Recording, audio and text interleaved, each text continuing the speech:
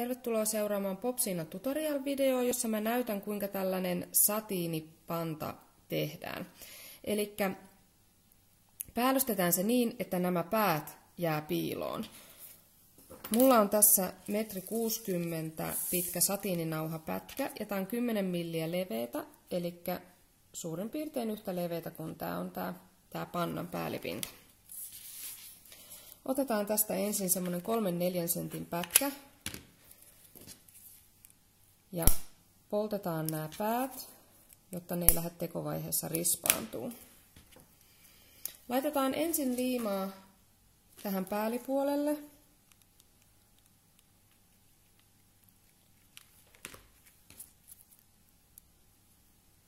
Painetaan tää satiininauha tähän kiinni. Käännetään tää. Ja nyt laitetaan tähän sen verran liimaa, että saadaan tää nauha tähän kiinni ja laitetaan tää vielä suoraan. Näin. Ja sitten peitetään se tällä loppupätkällä, eli painetaan se tästä yli.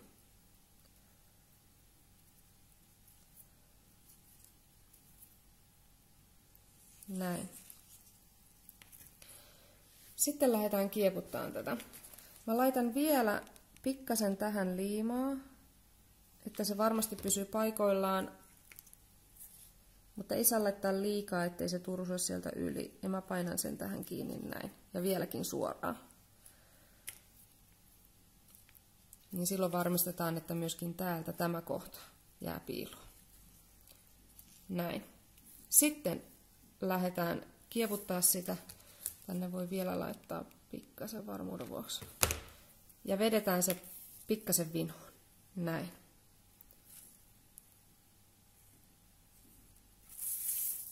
Mä pidän sitä peukalolla paikallaan. Ja se menee aina semmoisen 1,2 millin edellisen kerroksen päälle. Näin. Ei saa kiristää liikaa. Muuten voi tulla ryppyjä. Ja jos niitä ryppyjä meinaa tulla, niin kiristää sillä tavalla, että tämä päällipinta pysyy sileänä ja ne rypyt tulee tänne alapuolelle.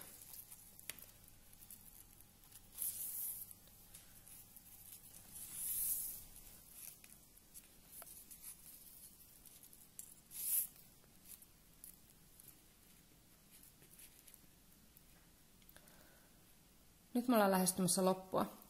Eli mä laitan tämän hetkeksi kiinni tämän työn tämmöisellä klipsulla, niin se ei purkaannu.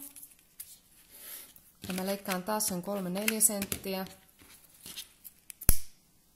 Poltetaan ne päät. Ja sitten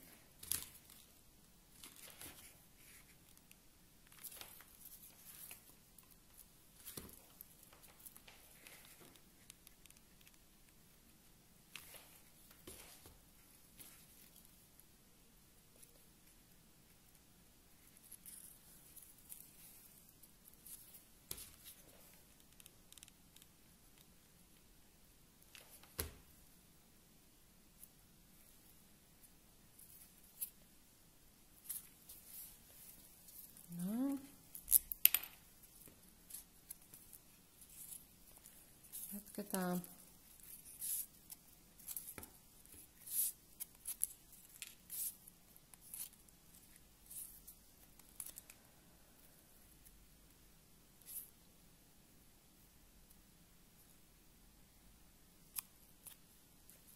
Noin. Mä laitan taas tähän vähän liimaa, että me saadaan nätisti toi. Ja nyt mä oikaisen tämän samalla. Eli nyt se on suorassa. Näin. Ja jotta me saadaan tästä nätisti viimeisteltyä tämä, niin taitellaan tähän tämä pää piiloon. Eli mä taitan tämän nyt ensin tähän parin kertaan päälle, jotta mä pystyn arvioimaan, että kuinka paljon. Eli tämmönen pätkä näin. Eli nyt mä näen, että tämä on se taitoskohta ja tämä on se kohta, mistä mä leikkaan tämän poikki.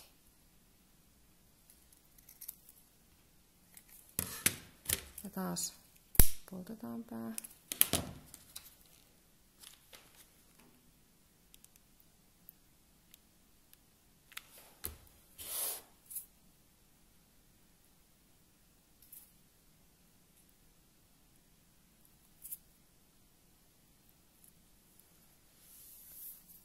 Ja sitten liimataan se vielä tähän.